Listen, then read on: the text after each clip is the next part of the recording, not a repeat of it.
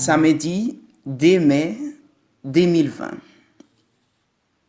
Bonsoir, chers frères et sœurs. Nous commençons une nouvelle leçon, la leçon numéro 6. Pourquoi l'interprétation est-elle nécessaire? Juste pour nous rappeler les grands titres de notre leçon de ce trimestre, comment l'interpréter l'écriture.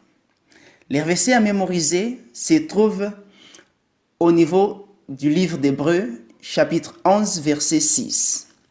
Il dit ceci: « Or, sans la foi, il est impossible de lui être agréable, car il faut que celui qui s'approche de Dieu croit que Dieu existe et qu'il est rémunérateur de ceux qui lui cherchent. » Lire la Bible signifie aussi interpréter la Bible. Mais comment pouvons-nous interpréter? Quels principes utilisons-nous? Comment, par exemple, traitons-nous les différents types d'écrits que nous y trouvons? Par exemple, les passages que nous lisons est-il une parabole, un rêve prophétique et symbolique ou un récit historique?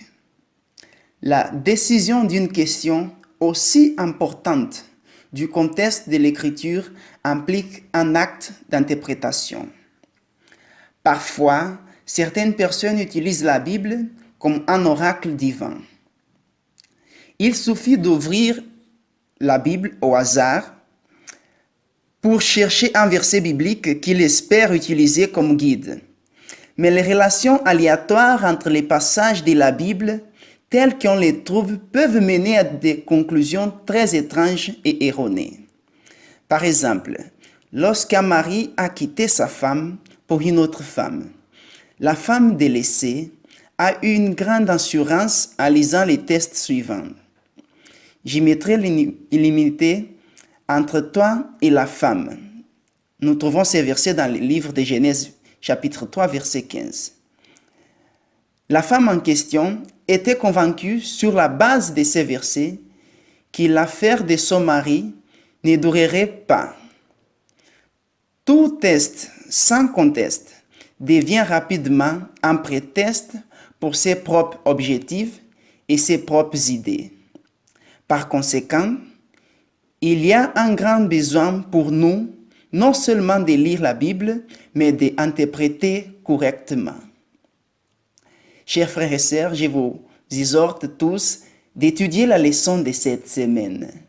Et nous trouverons des réponses à ces questions. Et nous serons à la mesure de justifier notre interprétation de l'Écriture et nous serons à la mesure de l'interpréter à la lumière de la parole de Dieu et de l'inspiration du Saint-Esprit. Bonne semaine, que Dieu nous bénisse. Amen.